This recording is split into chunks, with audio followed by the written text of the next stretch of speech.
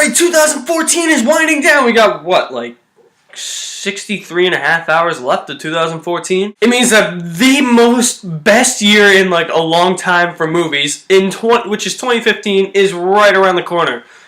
Every movie in 2015 is probably going to be tied for at least some spot on the top movies of 2015. But we are here to talk about 2014, the best movies of 2014. So yes, this is my list, the top 10 best movies of 2014, and this is my opinion. So a few disclaimers. This list is my opinion. These are what I think are the 10 best movies of 2014. It's not a fact-based list. It's not like, oh, these are the top 10 best movies of 2014. If you don't agree with me, you are definitely wrong. No, these are the top 10 best movies in my eyes. How I view the movies of 2014. Other people might have different movies on their top 10 lists. Okay. Also, this is also my first time doing a top 10 list of any movie year, because, you know, I started this in, like, July. So, if you have any suggestions on how I can change, like, the format or, like, the setup, the structure of, like, these videos, you want me to change them up, just let me know in the comments section. Also, I know that I might get killed on this list because one of the top movies of the year is not going to be on this list because I didn't see it, and that is Gone Girl. I know, one of the best reviewed movies of 2014 and one of the best, like, acclaimed movies for moviegoers in 2014, and yeah, I didn't see it. I know, it's a sin. Ultimately, the day we were trying to decide whether or not to see this movie, it came down to two decisions. It's like, go see Gone Girl or go see The Judge. We saw The Judge. So yeah, Gone Girl will not be on this list because I have not seen it, nor have I seen every movie that came out in 2014. And just one final side note before we get started, I did not do reviews of all these movies, but the ones I did do reviews of, I will try to place annotations so you can go watch the review on this video when they pop up on screen, so that's that. Alright, that's enough of me rambling on about boring bullshit, so let's get started! Top 10 best movies of 2014! Number 10. Number 10, I know, people are gonna bitch at me for saying, oh, this movie's better than this movie on your list. Well, truth is, this movie, if it weren't for that stupid fifth dimension plot twist at the end of this movie, it probably would be higher up. And to those people who are gonna bitch me out about that, no, it's not the number one movie of the year, but be grateful that it is on this list. That movie that is in question is the Christopher Nolan space odyssey, Interstellar. So yes, like I said, Interstellar does have that stupid fifth dimension plot twist that I saw coming like 20 minutes into the movie. Doesn't take away the fact that Interstellar is still a well-written movie by Christopher Nolan and his brother. It is well-directed. The shots in this movie, oh my god, out of this world. Well, I guess that's because they're in space. It is well-acted, well-directed. Matt McConaughey, I really don't like Matt McConaughey, but the past couple movies he's made, yeah, he's been really good in. And like I said, well written, all the stuff in this movie makes sense up until that fifth dimension part. And yes, the movie may have dragged on like 20 minutes too long, but hey, it was better than Gravity. Gravity was boring as shit. This movie did not bore me. Had me on the edge of my seat, so yeah, top 10 movie for sure. Number 9. Usually Tom Cruise movies are hit and miss, and number 9 I thought was going to be a huge miss, but after seeing the critical acclaim this got, and most moviegoers like in this movie, I regret not seeing it in the theater. I wish I had, though, because it's one of the best movies of the year, and if it wasn't, it wouldn't be on this list. That movie, Edge of Tomorrow. Edge of Tomorrow took the whole time loop plotline element and created a whole new, like, concept from it. It was awesome. The alien designs in this movie were cool, the action was cool, Tom Cruise did a really good job in this movie. The whole time loop element in this movie never feels like it's getting old. The end, you kind of wish you're like, oh, well, where's the time loop element? Wish that was still there, because that was pretty damn cool. But it doesn't matter, because this movie is pretty damn cool. Pretty much, if Groundhog Day were a sci-fi action movie with aliens, Edge of Tomorrow would be it. Number 8. Number 8 makes me wish I was a little kid again, so I could build towers and towers and a Lego Death Star. This movie proves that everything, no matter what your age, everything is awesome. And this movie, number 8, is the Lego Movie. The Lego Movie is a movie that revitalizes the Lego franchise, rejuvenates it, brings it back from the grave. If Lego Star Wars, the video game, didn't already do that. It's a movie that shows that even though it's a kid's movie, adults like me can like this movie as well. It's got humor for all ages. It's a huge-ass world made out of Legos. Everything in this movie is a Lego. And I like the fact that there are actual people in this movie. Like Will Ferrell. He plays the Lego villain. But him as a real person is actually in this movie. And I like that. It's a little nice change of pace for the movie for a little bit.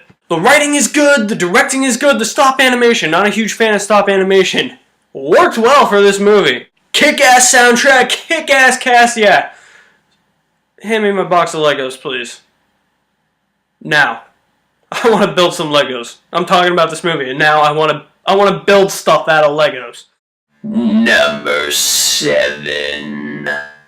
Number 7 is a movie that hits you really hard, and that is The Judge. Like I said, this probably would be in the spot that Gone Girl would be in, but I didn't see Gone Girl, so I saw The Judge instead, and The Judge is still a really good movie, and I thought it was one of the best of the year. It's an emotional movie. It hits you hard. It makes you want to call your father after you watch this movie. It's the Battle of the Roberts. By that, I mean it's Downey Jr. versus Duvall. They hate each other. They need to reconnect. It's a movie that shows you how a family can reconnect. The outcome at the end of the movie, did not see it coming. I thought it was going to go one way and it went the other way. So yeah, kudos to them. Also, good courtroom drama.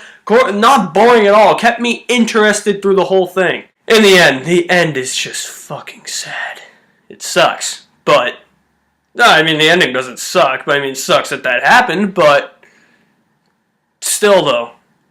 Feel good family drama. Watch this movie and call your father after it. Number 6. When a movie franchise keeps going on and you're like, stop, but then you get a good prequel movie that everybody thought was going to be bad, and then you get the sequel to that prequel movie that is wicked good, and it undoes everything that X-Men, X-Men 2, X-Men whatever the hell that was, X-Men Origins, whatever the hell that was, and the Wolverine did, yeah. You're in for a damn good time. And number 6 means that X-Men Days of Future Past is on this list. X-Men Days of Future Past is so much better than First Class. I remember going into First Class and be like, this movie is gonna suck. And then I saw it and I was like, this movie was fucking awesome. X-Men Days of Future Past is even better. I didn't even have to go in and be like, yep, it's gonna suck. I saw the trailer and I was like, yep, that's gonna be awesome. Truth is, it was awesome. Quicksilver in this movie, yeah, that dude, he kills it in this movie. Jennifer Lawrence is really good as Raven and Mystique, not only because she's hot, but because she's a good actress. Peter Dinklage is really good. Hugh Jackman, as always, yeah, he's always good as Wolverine. I like that this X-Men movie story focused on the fact that they had to go back in time, save the future, and make everything how it wasn't in the old movies. Which is why I like the fact that this erases X-Men, X2, X-Men The Last Stand, 2 shitty-ass movies, and the Wolverine. They throw all those movies out the window, they're like, nope, those don't even matter anymore. It's just X-Men and X-Men Days of Future Past. Truth is, there's a lot of days that are in the past, but the future isn't coming anytime soon because 2016 can't come here any quick. Because I want X-Men Apocalypse. Like right now. Give it to me in 2015 when everything else comes out. That is the impact that X-Men Days of Future Past had on the X-Men film series. Number 5. Alright, getting down there. We're up to number 5. Number 5, yeah, well, it's the sequel to Rise of the Planet of the Apes. There's no way you can keep this movie off your top 10 list. Dawn of the Planet of the Apes. Dawn of the Planet of the Apes makes this list because it went in so many different directions I thought it was going to. I thought that this was going to happen, this was going to happen, and this was going to happen, but none of that happened. It's a movie that keeps you guessing because you think something's going to happen and it doesn't happen. So you're like, so well, that didn't happen, so what's going to happen next? There are like no cliches in this movie. It kept me on the edge of my seat. I was watching this movie in the theater and I was like, holy shit. I don't want this movie to end. The motion capture is really good. The acting is beyond the first movie. Jason Clarke is really good. Kerry Russell, I know she's a actress chicks watch movie for. I don't really like her. She was really good in this. Gary Oldman is in this movie. He kills it. He is the best character in this movie next to Caesar, who's played by Andy Serkis and does a really good job as Caesar. In Caesar, he is damn cute. I wish I could have him as my pet. Number 4. This movie just makes me think that Phase 2 of the Marvel Cinematic Universe might be the best phase in the Marvel Cinematic Universe, and this movie is not Guardians of the Galaxy. Clocking in at number 4 is Captain America the Winter Soldier. Captain America the Winter Soldier is one of the best movies in Phase 2 of the Marvel Cinematic Universe. It's a great action movie while at the same time also being a great political thriller. Has a lot of politics involved, shows you the different branches of S.H.I.E.L.D. Like, you see the S.H.I.E.L.D. headquarters for the first time. I like the fact that pretty much S.H.I.E.L.D. has been breached by Hydra from the first Captain America movie. I also like the fact that we get a new character in this movie called the Falcon, played by Anthony Mackie. He did a very good job. Scarlett Johansson not only kicks ass in this movie, but she is hot as hell. Chris Evans does a really good job as Captain America. Robert Redford in this movie, Alexander Pierce, that guy was a huge dickhead. And combined with Robert Redford's acting, the writing is what made Alexander Pierce really, kind of menacing. I was like, I would not want to fuck with that guy. The Winter Soldier really wasn't in the movie that much, but he was in it enough to call it the Winter Soldier, so yeah, I'm happy that this was called the Winter Soldier. What would they call it? Captain America, fuck you, North Korea? Yeah, I mean, they could. Guess so, but Winter Soldier works better. Alright guys, coming down to the top 3 movies of 2014, in my opinion. So if there are movies that you like that haven't been on this list yet, and you're like, where the hell is that movie? Quite possibly could be in the top 3. If not, I'm sorry I ruined your day. But that's just the way the cookie dance is, okay? So let's get to it. Number 3. Number 3. Alright, here we go. Top 3, and continuing with the trend of sequels, you can say goodbye to Middle-earth forever. Number 3 is The Hobbit, The Battle of the Five Armies. And look, I just want to set the record straight. The Hobbit movies are never gonna be as good as the Lord of the Rings movies. People have to accept that fact. But just because they're not as good as Lord of the Rings doesn't mean they're shitty-ass movies. These are really good movies. They took time, they took effort. The visual effects in this movie are awesome. Probably the most satisfying conclusion to a trilogy since The Dark Knight Rises. The battle itself is wicked cool. Wish it was a little bit longer, but it was still pretty damn cool. It was like the last hour of this movie is just people jumping up, people just pretty much doing that for the last hour. Which is okay, because the final chapters of the book are the Battle of the Five Armies, apparently. I haven't read the book, but I've heard that that's what the last few chapters of the book are, so it's okay that the last hour of this movie is like all action. Everything is wrapped up in the most satisfying way possible. The acting is really good. Peter Jackson concludes his Middle-earth saga on a high note. Kudos to him, and The Hobbit, one of the greatest trilogies of all time. Not better than Lord of the Rings, though. Don't take that as meaning that it's better than Lord of the Rings, because it's not. But it's still good for all you people expecting it to be as good as Lord of the Rings, because it never will be. Number 2. Alright, by now there's probably a lot of people asking questions about where this movie is. Everybody's probably thinking, he isn't talking about that movie, why isn't that on his top 10? And we're down to the last 2 movies. Truth is, don't worry, I did not forget about this movie, because it is probably the most fun I've had at the movies this year and in a really long time. And this is a movie that takes place in space and is also part of the Marvel Cinematic Universe Phase 2. And yes, Captain America the Winter Soldier is in Phase 2. That means this movie is that was number 4. This is number 2. This means it's better than Captain America the Winter Soldier. The movie that is number 2, that people thought I probably forgot about, and I didn't forget about it, is Guardians of the Galaxy. Guardians of the Galaxy is honestly the riskiest move Marvel has made in its Marvel Cinematic Universe. Take the least known superheroes from Marvel Avenger comic book lore. I think they're in the Avenger comics, I don't know. Anywho, take the least known superheroes, translate them into a film for the Marvel Cinematic Universe. Yeah, that is risky, but it turns out it was excelente. This movie balances humor, action, and seriousness all so well. When I saw this movie, I was like, this is definitely gonna be at or near the top 10 movies of the year. And here it is sitting at number 2. It's funny when it needs to be funny. It's serious when it needs to be serious. There is action when there needs to be action. If I somehow got transported up to outer space and I had to hang out with a group of like space travelers and like freedom fighters in space, it would definitely be these guys. These guys kick ass. And whoever thought that the writer of the 2 Scooby-Doo movies could come up with something like this?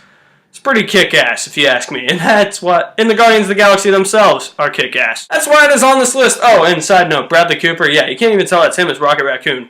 There's a talking raccoon, played by Bradley Cooper. And he's awesome at it, in that raccoon. Just like Caesar and Dawn of the Planet of the Apes. If I could have both of them as my pet, I'd take them. Oh, and before I leave with this movie, note to Michael Bay, if you want to mix action and humor, well, this is how you do it. Not that Transformers bullshit. Michael Bay's probably sitting in his living room right now and be like, just watch Guardians of the Galaxy. It blew. Well, coming from the guy who just creates orgies of explosions after explosions after explosions with no plot whatsoever. Yeah, actually, thinking about it now, it's probably pointless to tell Michael Bay to watch this movie because he won't watch anything other than Transformers or Ninja Turtles because he thinks they're awesome and they deserve 10 Oscars. Alright guys, this is it. This is the moment you've all been waiting for. We're down to number 1. That's right, the number 1 movie of 2014 probably could have been any of these movies. Could have been anybody's number 1. Gone Girl probably could have been number 1, but that's not on this list because I, like I said, did not see Gone Girl. Honestly, here is my number 1. Check it out. Number 1. Alright guys, this is it, number 1 movie of the year, number 1 movie of 2014 in my eyes is Nightcrawler. Nightcrawler is number 1 because Nightcrawler had to be the most intriguing and thought-provoking movie of the year. It shows that anybody, even the sick, demented, psycho sickos out there, can use anything necessary. They will do anything by any means to manipulate people to get their way. That's exactly what the character of Lou Bloom does in Nightcrawler. He goes out of his way to get things that he wants by manipulating people. But while you also agree with the other people that he's manipulating, you agree with their point of view, but you also see where Lou Bloom is coming from. You agree with him as well. This movie is very intriguing, had a very interesting main character. The sub-characters, the side characters were really well written as well. Jake Gyllenhaal's character of Lou Bloom has got to be the best character that's been written all year. And like I said in my review for Nightcrawler, it's almost like Jake Gyllenhaal is not in this movie because he is so creepy, he is dark, he is twisted, he is disturbing. It was almost like Jake Gyllenhaal got fired from the movie and some homeless guy that looks like Jake Gyllenhaal and happens to be Jake Gyllenhaal's doppelganger came onto the set of the movie and was like, hey, I'm homeless, I'm psychotic, I need money. Let me star in this movie. Because that was not Jake Gyllenhaal. And when a movie does that, when it shows you that you can't believe that is like the actor in the movie, and doesn't even feel like it's the actor in the movie, that is a damn good movie. So yeah, Nightcrawler, intriguing, original, thought-provoking, dark, disturbing, but really, really, really good. That's why this movie topped this list. Alright guys, so that concludes my list of top 10 movies of 2014, and yes, if I had seen Gone Girl, it probably would be on here. But I didn't see it, so I can't put it on here, but I will ask, what are your top 10 movies of 2014? Or if you don't agree with my list at all, and you're like, your list sucks, I hate half these movies you put on here, well, too bad. All these movies were really good in my eyes, and top, got good reviews from critics. So, apparently they're good. Anywho, whatever your top 10 movies of 2014 may be, list them in the comments section below. And with a top 10 best list comes a top 10 worst list, so I'll try to get that out as soon as possible. I gotta do a Call of Duty Advanced Warfare review, and I'm gonna be seeing the interview tonight. That should be fun. And apologies, I did not plan this video to go near 20 minutes. I'm sorry, so if you stayed here for the full 20 minutes, awesome. You are a dedicated viewer. Others that left, yeah, I can see why. I'm probably boring as shit, right? No, I think I'm fun. Anywho, top 10, drop me a comment in the comment section below, and for more reviews on movies, music, video games, and TV shows, hit the subscribe button. Apocalypse is on its way.